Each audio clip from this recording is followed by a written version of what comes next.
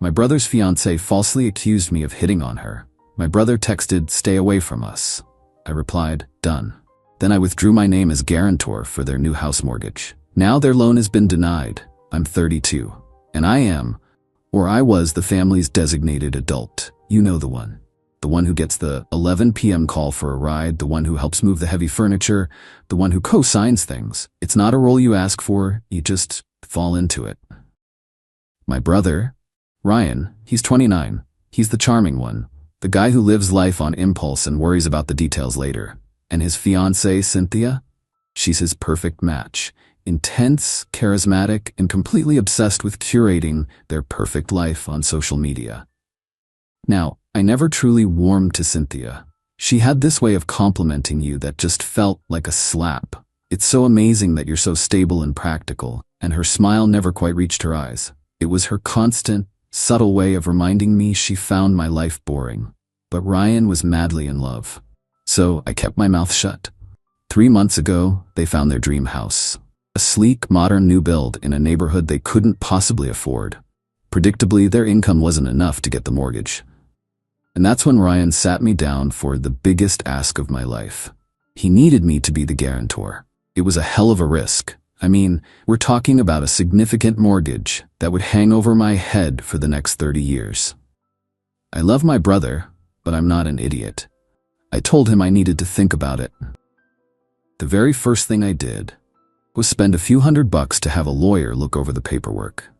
The lawyer told me the bank's agreement was standard stuff, but then he gave me a piece of advice. He said, "When you're mixing family and large sums of money, it's smart to have a separate personal agreement, just to keep things clear." So he drafted this simple one-page document for me. It had 2 key things. 1, if they ever defaulted, I had the option to take over their equity for the amount I paid. And 2, he added a clause that he called his CYA special. Cover your ass. It stated that my guarantee was contingent on a relationship of mutual respect and good faith, and that any act of defamation or malicious falsehood would be grounds for my immediate withdrawal. At the time, it felt like ridiculous overkill, a formality. I presented it to Ryan. He barely even glanced at it. "Yeah, man, of course, we're brothers. Good faith is a given." We both signed it in front of a notary. I filed it away, felt secure. The bank approved the loan, and Ryan and Cynthia, they were over the moon. Fast forward to a family barbecue last weekend. I'm making small talk with some cousins. Cynthia comes over, maybe a little tipsy, and stands unnecessarily close. She puts a hand on my forearm. "You're always so serious," she says. "You should try to have some fun." It was classic Cynthia, a little patronizing, a little too intimate. It made me uncomfortable, so I just made an excuse about needing a drink and walked away. I didn't give it a second thought. Then, 2 days ago, my phone just blew up. It was a novel-length text from Ryan, just this furious, rambling tirade. Apparently, Cynthia had broken down in tears. She confessed that I'd been making her uncomfortable for months, and the barbecue, she claimed, was the final straw. She told him I'd cornered her, whispered that she was too good for him, and that she should be with a real man who could actually provide for her. The accusations were so specific, so venomous, it felt like a punch to the gut. This wasn't some misunderstanding, this was a targeted assassination. And suddenly, it all clicked.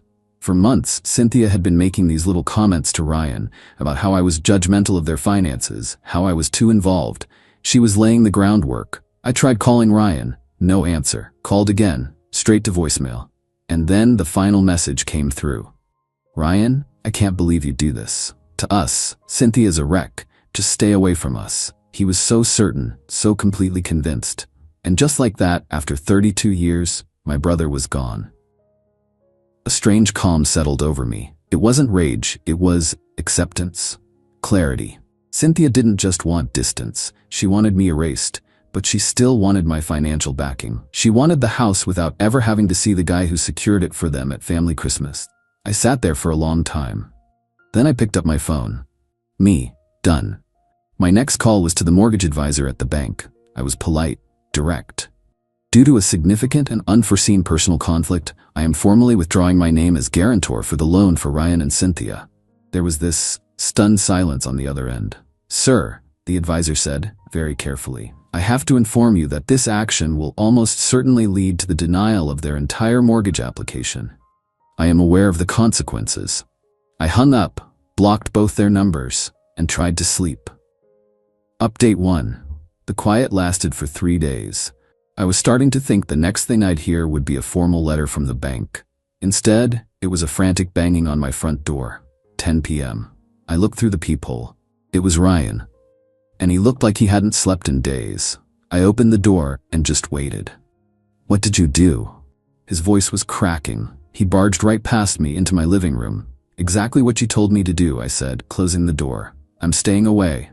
"The bank called. The loan is denied. They said you pulled out. You torpedoed the whole thing. Why?" I just looked at him. The complete lack of self-awareness. It was staggering. "Are you serious, Ryan?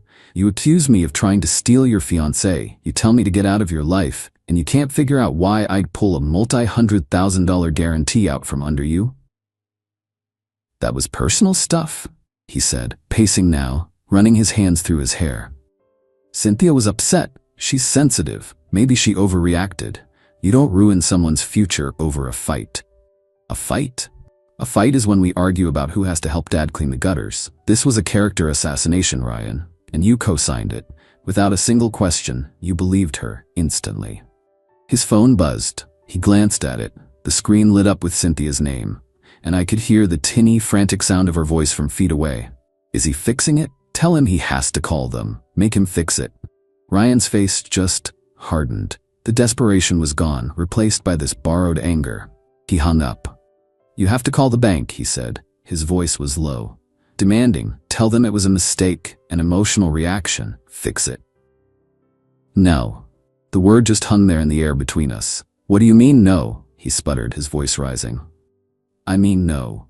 The decision is final. I'm not a light switch, Ryan. You can't flick me on and off whenever you need something. You don't get to treat me like a monster and a bank in the same week. This is me staying away from your finances. This is me being done." He looked at me, and for just a second, I saw the little brother I grew up with. He looked lost, terrified, and then it was gone, replaced by the man Cynthia was shaping him into. "So you're really going to let our dream die? Just like that? Out of spite?" "Your dream became a nightmare for me, Ryan. You guys were the ones who set it on fire. I'm just walking out of the smoke." He left without another word. The next morning, the call from my mom came, right on schedule. "Ryan is devastated. Families are supposed to work through things." I knew what was coming. The guilt trip. But something inside me had hardened. The only part I didn't fully anticipate was the toll on my girlfriend Laura. She's been my rock through this, furious on my behalf, but she's also hurting. She was friends with Ryan, and now mutual friends, people who've only heard Cynthia's twisted version of the story, are texting Laura, asking if she's safe with me. My neat, logical response had created a very real, very messy emotional fallout. And that part sucks. Update 2. The family pressure campaign fizzled out faster than I expected. I had one long, draining call with my parents. I just said Ryan was given a choice between his brother and a lie, and he chose the lie. My relationship with him, financial or otherwise, is over until he can acknowledge that. They didn't like it, but they heard the finality in my voice. Cynthia, however, she was just getting started. She launched a full-scale smear campaign, spun this whole story to friends, to family, about my growing jealousy and erratic behavior. In her version, she was the victim. Ryan was her brave defender, and I was the bitter, unstable brother who sabotaged their dream home to punish them for their happiness. And she was damn good at it. The number of people who bought it was depressing. Then things escalated. A week ago, a certified letter arrived from a law firm. My stomach just dropped. It was an aggressive letter, demanding I immediately reinstate my guarantee. It claimed my abrupt and malicious withdrawal was, get this, tortious interference with their building contract. It said if I didn't comply, they would pursue legal action to recover their lost deposit and significant emotional damages. For a full day, I was in a quiet panic. They were actually trying to sue me. My clean, decisive action was about to get dragged into a legal mud pit. This was not part of the plan. I sat in my car after work, reading the letter for the 10th time, and I just felt exhausted. The anger was gone. It was replaced by this deep, bone-weary sadness. And I actually thought, just for a minute, about calling the bank. Giving in. Just to make the noise stop. Laura found me like that. She got into the car, took the letter from my hands and read it. "They're bluffing," she said. "They have to be. People don't get to slander you and then sue you for not giving them money. Did they tell their lawyer the whole story?" Her question cleared my head. Of course they hadn't. I went home, dug through my files, and I found my copy of the notarized side agreement. The one with the mutual respect and good faith clause. The one Ryan signed without reading. I made a high-quality scan of that signed agreement. I took a screenshot of Ryan's text message, the one telling me to stay away. I circled the date and the timestamp. I put them together into a single PDF. I didn't send it to their lawyer. That would be playing their game on their turf. I attached it to an email and sent it to my parents. The subject line was, "The full story." The email itself was short. "Mom, Dad, you've been asking why I did this. The attached document is a legal agreement Ryan and I both signed. His text message to me, also attached, was a clear violation of the good faith clause. He broke our agreement before I ever called the bank. I didn't do this out of spite. I did it because I was forced to protect myself. I'm sorry you're in the middle of this." I hit send. And then I waited. Update 3. The silence lasted for 48 hours. Then my dad called. His tone wasn't angry or disappointed anymore. It was just heavy. "I got your email," he said. "Your mother and I read it. We didn't understand. Why didn't Ryan tell us he signed something like that?" "Because he probably forgot," I said, "and because it proves he was in the wrong." My dad sighed. "He's coming over here tonight. We're going to talk." That talk, as it turns out, was the end of the line for the lies. My father isn't an emotional man, but he is a man of principle. Confronted with his own signature on a document he'd ignored and a text message he couldn't deny sending, Ryan's story just fell apart. He admitted it all. I'd never done anything inappropriate. The whole thing was Cynthia's idea to create some space because she felt I was too controlling with my financial advice. He went along with it. He thought I'd be hurt. We'd have a blow-up, and then things would settle down. But they'd have their space and their house. He never, ever dreamed I would actually pull the plug. The next day, my parents went to their apartment. They had officially lost the house and their deposit. My mom told me the scene was ugly. Cynthia apparently tried to play the victim again, crying about how we were all ganging up on her. And my mom, the one who had pushed so hard for us to work through it, she finally had enough. She didn't deliver some dramatic movie line. She just looked at Cynthia, with tears in her own eyes, and said, "How could you do this to our family? How could you do this to him?" The legal threats evaporated. Ryan and Cynthia are still together, but from what I hear, it's a toxic mess of resentment and blame. They're stuck in their tiny apartment, out a huge chunk of their savings. Their dream is dead. But there are no winners here. This ending isn't neat. My brother and I haven't spoken. I see a picture of him on Facebook sometimes, and he just looks hollowed out. I feel a grim sense of justice, but it's soured by this profound sadness. I took a stand, and I was right to do so, but it cost me my brother. The shrapnel hit other people too. Some cousins, some family friends. They're still firmly on Team Cynthia. Holidays are going to be a nightmare. Laura has had to deal with awkward questions and cut a few people out of her life. It's a wound that won't close cleanly. Last night, a text came through, from a number I didn't recognize. "I know it's not enough, but I am sorry for everything." I knew it was Ryan. I stared at the message for a long time. I typed out a reply, then deleted it. Did that 3 more times. In the end, I just put the phone down.